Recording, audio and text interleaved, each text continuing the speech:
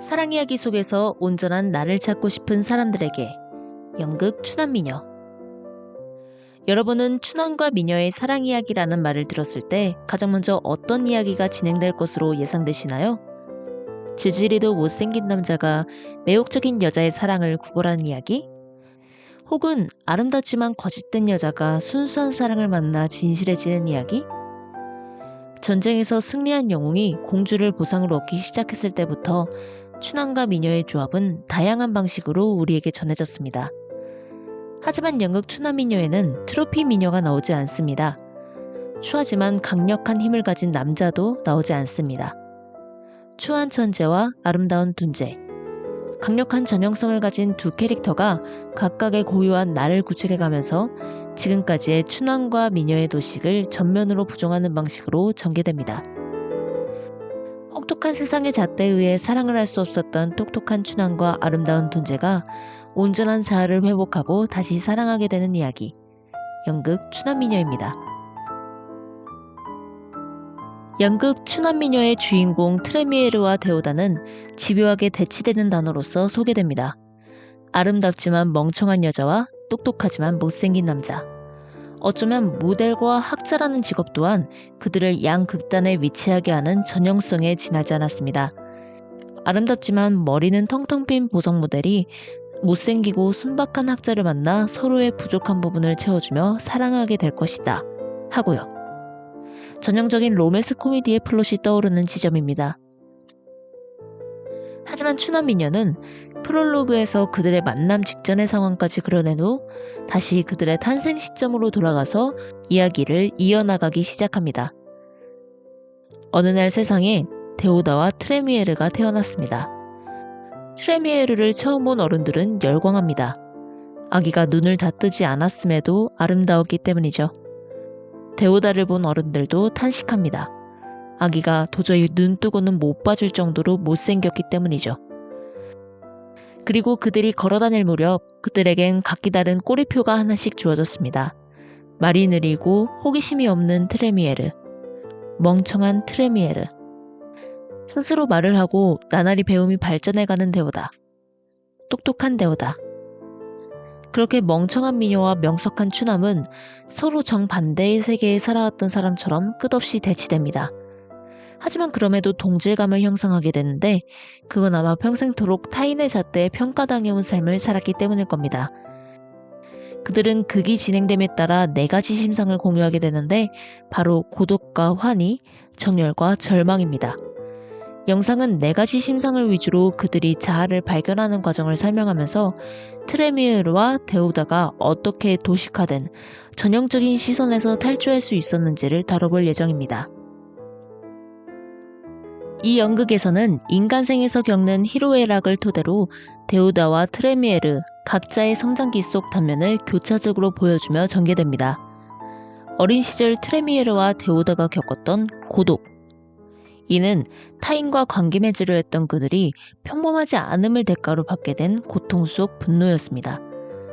그래서 데오다는 아예 학문에만 몰두하기를 선택했고 트레미에르는 자기만의 내적 영역 안에서 더욱 단단해지기를 선택했습니다. 타인에게 사랑받기를 포기한 그들에게 찾아온 건 바로 열정을 쏟을 수 있는 무언가를 처음 만났을 때의 환희였습니다. 다들 그런 순간이 있나요? 어떤 이야기가, 노래가, 어떤 사물이, 어떤 순간이 너무 좋아서 심장이 쿵쾅거리는 순간. 시간이 가는 줄도 모르고 그것만 찾아보게 되고 마침내 내 삶의 일부가 되어버리고 마는 무언가가요. 그런 만남은 예기치 못한 순간에 찾아와서 큰 기쁨을 줍니다. 그게 바로 환희죠. 데오다는 하늘을 날아다니는 새를 만나 하늘을 활공하는 듯한 환희를 느낍니다.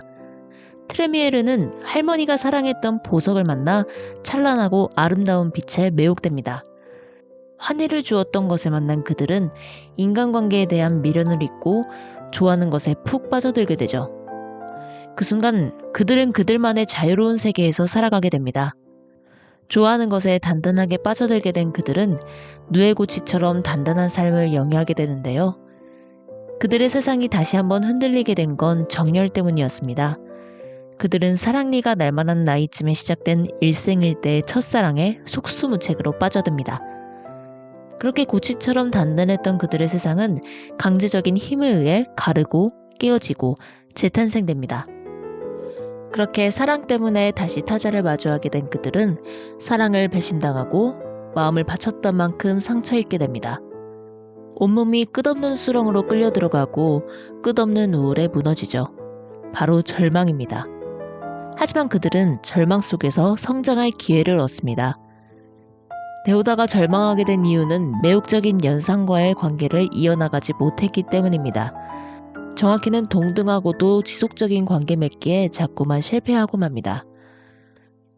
하지만 실패하는 과정 속에서 타자와 마주보는 사회성을 회복하게 되죠. 사교적인 남자를 사랑하던 트레미에르는 남자의 입산 배신에 치를 떱니다. 하지만 할머니, 즉 타자의 염려 어린 돌봄으로부터 사랑받을 용기를 회복하고 다시 타자를 마주볼 수 있게 됩니다. 그렇게 무너졌던 그들은 다시 일어나 더 나은 사람으로 홀로 서게 됩니다. 자기 세계에 갇혀있거나 우울감에 젖어 끝없이 침잠하기보다 과거의 자신을 딛고 일어나 타인, 더 나아가 세상을 볼 수 있게 된 것이죠. 어린 시절 고독 속에서 느꼈던 분노, 몰두할 무언가를 발견했다는 환희 속에서 발견한 기쁨, 사랑의 정열 속에서 맛보았던 즐거움, 배신당한 절망 속에서 피어난 슬픔. 이처럼 트레미에르와 데오다는 삶의 희로애락을 겪고 과거보다 더 나은 나로 성장하게 됩니다. 보석모델 미녀와 조류학자 추납, 예쁜 둔재와 못생긴 천재, 보석을 사랑하는 사람과 새를 사랑하는 사람. 겉보기엔 전혀 다른 그들이지만 서로가 동료임을 알아본 그들은 돌연 세트장 바깥으로 탈주합니다. 이 탈주는 겉모습으로 그들을 인식했던 세상으로부터의 탈주를 의미합니다. 마침내 세상으로부터 벗어난 여정의 끝에는 거울이 있었습니다. 그리고 그들은 거울을 한참 동안 응시합니다. 거울엔 트레미에르와 데오다, 그리고 무대와 관객이 보입니다. 그들은 마침내 나와 타자 그리고 세상을 모두 바라볼 수 있게 된 것의 상징이죠. 그들은 거울을 열고 바깥으로 나아갑니다. 타인의 평가에 갇혀진 사람들이 자아의 회복을 통해 도식화된 세계에서 탈주하여 더 넓은 세상으로 나아가는 성장서사였습니다. 이 마지막 장면에서 가장 흥미로웠던 오브제는 바로 거울인데요. 사실 이 거울은 모습을 드러내지 않았을 뿐이지 연극의 처음부터 끝까지 계속 관여하고 있었습니다. 똑똑한 데오다는 자기소개를 할 때 라캉의 거울자아 이론을 인용합니다. 아기는 거울을 보는 순간 자신의 주체를 형성한다는 이론인데요. 여기에서의 주체는 자신의 불완전함을 자각하게 되는 순간이라는 의미를 가집니다. 차라리 거울을 보지 않았더라면 완벽한 나로 존재할 수 있었을 텐데 거울을 봄으로써 결핍을 자각하게 된다는 것이죠. 그리고 결핍은 필연적으로 욕망을 불러일으킵니다. 자각은 곧 최초의 분열로 자기가 알고 있던 세상이 무너짐을 의미합니다. 그리고 세상이 무너지면 곧 또 다른 세상을 구축해야겠죠. 트레미에르와 데오다에게도 세상이 분열하고 재구축하던 순간들이 있었습니다. 세상이 분열한 첫 번째 순간은 자신이 완벽한 존재가 아님을 확인당할 때입니다. 데오다가 자신의 추함을 자각하고 트레미에르가 둔함을 자각할 때 그들은 자신만의 견고한 세계에서 빠져들어서 다시 안전한 나를 만들어냅니다. 이 재구축한 자아는 결코 완벽한 자아라고 할 수 없습니다. 그래서 이때 형성한 자아는 반드시 한 번 더 분열할 수밖에 없었습니다. 세상이 분열한 두 번째 순간은 새로운 타자와의 관계 맺음에서 실패했을 때입니다. 그들은 인간성을 회복함으로써 다시 온전한 나를 이루어냅니다. 이 세상이 분열하는 순간은 지독하고 화가 나며 우울합니다.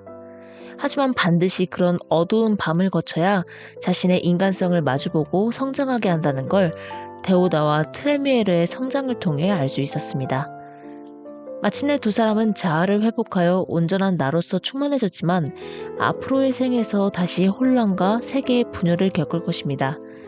그들은 또다시 상처를 받고 절망하다가 절망 속에서 이전의 나를 딛고 성장하겠죠. 이는 우리들에게도 마찬가지입니다. 자신을 지탱하고 있던 땅이 흔들리는 순간을 필연적으로 겪을 테지만 언젠가는 반드시 어두운 순간을 딛고 회복하여 성장을 이루어내겠죠. 타인의 잣대로부터 형성된 나에게서 벗어나 온전한 나를 끊임없이 구축하는 과정을 통해 나와 타인 그리고 세상과의 관계 맺음을 고민하게 했던 연극이었습니다.